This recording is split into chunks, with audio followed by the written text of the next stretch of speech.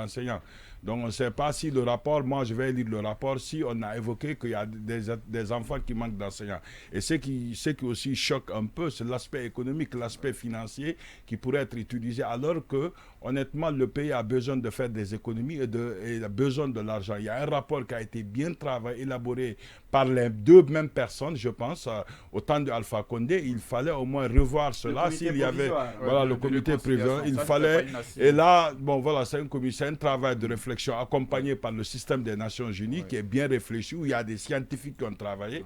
Je pense que ce travail aurait été plus utile, et économie d'argent et économie de méthode. Mais là, avoir le rapport en soi, c'est une chose, mais lui donner effet en est une autre. Je pense que la charte, elle est là, elle ne produit pas des effets. La charte, elle est bien élaborée. Il n'y a pas de contestation sur la charte. Elle est bien élaborée. Il n'y a presque pas un texte où vous pouvez vous en prendre à un point ou à un autre point. Je pense que même si le rapport, moi, je ne l'ai pas...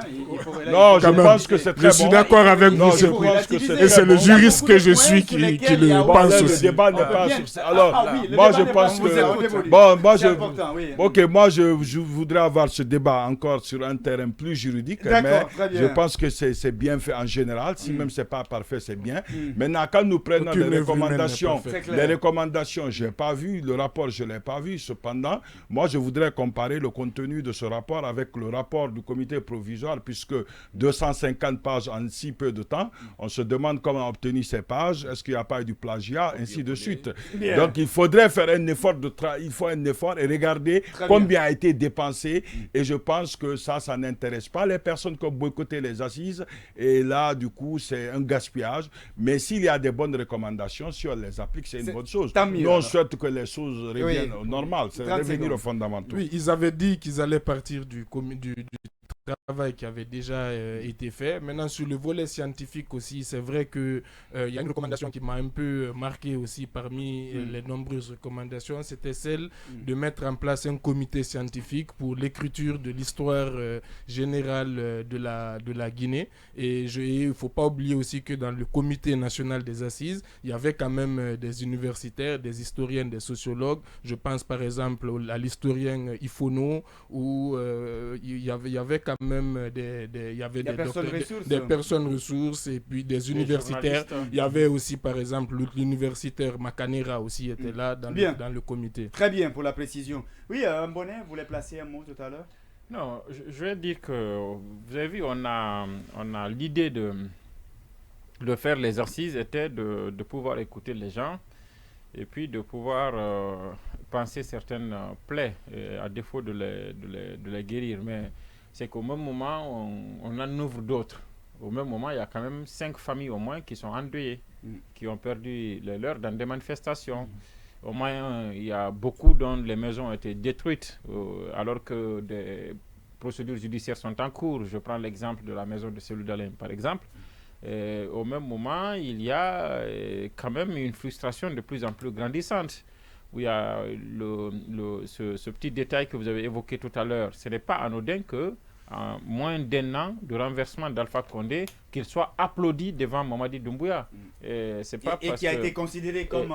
non, c'est comme une sorte d'affront. Je me dis, c'est comme une sorte de message envoyé au colonel Doumbouya. C'était à sa demande, selon Moussa Moïse. C'est à sa demande que les gens ont applaudi. Non, c'est à sa demande de présenter mais ne pouvez pas te présenter. On ne peut pas parler des présidents. Mais Sékou Touré a aussi été applaudi. Konaté a été applaudi. Même Dadis a été applaudi. En tout cas, les images en font foi. Après, comme du bruit, l'applaudissement, c'est quand même... Après, comme on le dit au café, après c'est pour gâter mon nom, pour dire que c'est moi qui parle beaucoup alors que c'est lui. Alors, je dis une fois encore que le fait que le président Alpha Condé soit applaudi de cette façon par des gens qui ont été invités par les services de Mamadi Doumbouya devant lui, je pense que devrait, comme l'a dit Yacine, ces faits-là devraient être illustratifs d'une sorte peut-être de désaveu, pour dire peut-être que tu n'avais pas raison de la lever, ou bien tu l'as levée mais tu perpétues les mêmes erreurs qui t'ont poussé, selon ce que tu as dit, à le renverser et à prendre sa place de façon injuste. Alors, et je dis que il y a toutes ces plaies-là qui sont ouvertes pendant qu'on a demandé des assises. De l'autre côté, on n'a pas attendu que ces assises-là finissent et appliquer les conclusions. On a quand même rebaptisé l'aéroport international. Et c'était une bonne chose pour moi. Si vous me demandez mon avis, c'était une bonne chose que l'aéroport international soit appelé Ahmed Sékou Touré. Mais laissez-moi regarder l'opinion. Est-ce que ça a divisé davantage l'opinion ou bien ça l'a uni? Je pense que ça l'a divisé. Ça a beaucoup plus divisé l'opinion. On n'a pas attendu ces assises, on n'a pas attendu une décision de justice. Peut-être on a restitué les cases de Bellevue à une famille. Est-ce que ça a divisé l'opinion, oui ou non? Au même moment, il y avait des familles d'anciens camarades de, comment ils appellent ça, de l'indépendance, compagnons de l'indépendance qui ont été déguerpis du côté de la cité ministérielle, même si après il y a eu quelques corrections qui ont été apportées. Donc, ça veut dire qu'on ne peut pas à la fois souffler le chaud et le froid. Soit on est engagé dans une dynamique de réconcilier, de penser les plaies, de vraiment essuyer les larmes des Guinéens, des larmes de plus de 60 ans d'injustice. Soit on est engagé dans ce sens-là, et quand on est engagé, on a décidé de prendre ce chemin-là, on ne perpétue pas ces injustices-là, on n'en fait pas de nouvelles victimes pour que demain un autre aussi soit obligé de faire des assises nationales sur votre passage. Donc je pense que ce n'est que du folklore et que ça n'a été que du remplissage pour avoir du temps pour la transition, mais je ne crois pas à la sincérité de cette volonté-là d'aller à ces assises. Pour illustrer, le dernier élément que je dirais pour l'illustrer, c'est que quand on a voulu le faire, on le fait pour la population. Et une bonne partie de cette population s'est dégagée pour dire nous ne sommes pas d'accord, mais on les a fait quand même. Et on ne décrète pas la réconciliation. On fait la réconciliation avec les gens qu'on veut réconcilier. Bien. On ne vient pas décréter la réconciliation nationale. Oui, en 30 secondes avant qu'on évolue, allez-y. Voilà, moi j'aimerais bien qu'on tienne aussi compte de ceux qui ne se sont pas exprimés. Qu'on tienne compte de leur avis. C'est important, je le dis, c'est une façon de parler. Mbonné a évoqué des aspects très importants. Rebaptiser l'aéroport, aller se prosterner au cimetière de Bambette, etc. Ce sont de bons actes, mais des actes qui ont été posés avant le moment. C'est-à-dire qu'on pouvait attendre la fin du processus de réconciliation, ça on pouvait comprendre. Mais lorsque vous allez sur la tombe de Sékou Touré, allez vous prosterner, qu'est-ce que vous allez dire aux victimes de Kambouaro? Vous allez sur la tombe de Lansana Conté, qu'est-ce que vous allez dire aux victimes de 5 juillet 84? Vous allez sur la tombe de professeur excusez-moi, vous allez sur vous magnifiez les actes d'Alpha Condé, qu'est-ce que vous allez dire aux victimes qui sont à Bambette? Ça n'a pas été pour fait. moi, je dis franchement, les actes ont été bien posés, les actes salutaires ont été bien posés, mais ont été mal posés. Au lieu que ces actes contribuent à nous souder, mais malheureusement, ça a contribué à nous fragiliser. Je crois qu'avec la conclusion de ces assises-là, ça peut nous permettre de corriger ces erreurs-là et aller de l'avant. Bien, vous l'avez sans doute compris, vous êtes dans votre émission, le Grand Oral. J'allais dire, on refait le monde. Bien, d'accord, il n'y a pas de problème.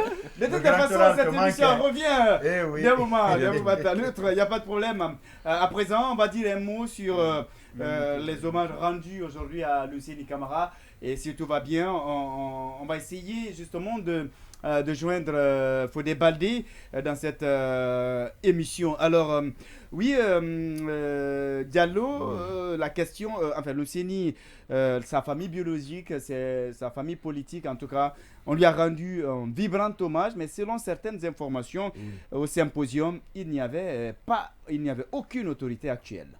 Si cette information se confirme, est-ce que vous ne trouvez pas quand même, quoi que l'on dise? On ne peut pas demander une chose et s'attendre à son contraire. Quand le gouvernement s'est rendu compte, a voulu se déplacer, ils ont dit que ce n'est pas la peine que le gouvernement vienne.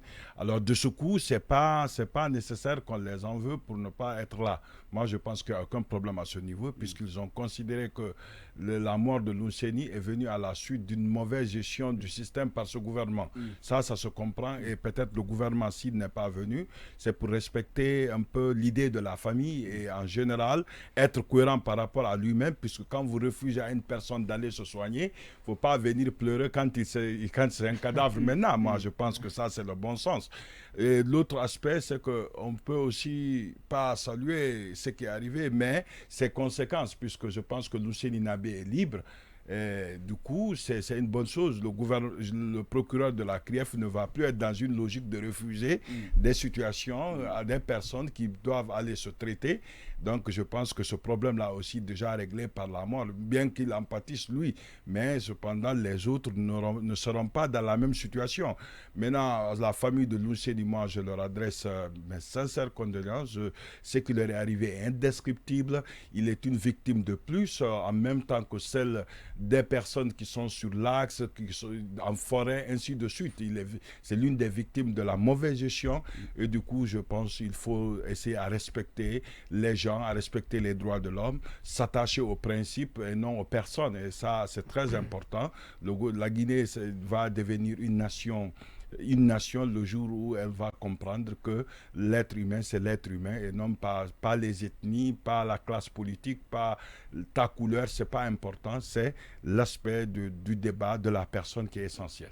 Bien, oui, Baïla, peut-on parler de taches noires par rapport justement à ces assises ou même à la réconciliation nationale dont on parle avec ces genres d'actes?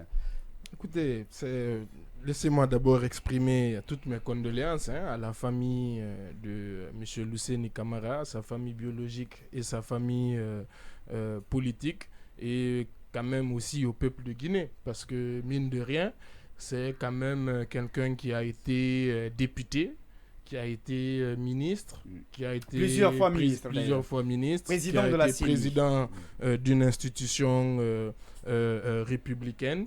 Donc c'est quand même la Guinée perd l'un de ses fils et c'est vraiment c'est triste, c'est une triste réalité.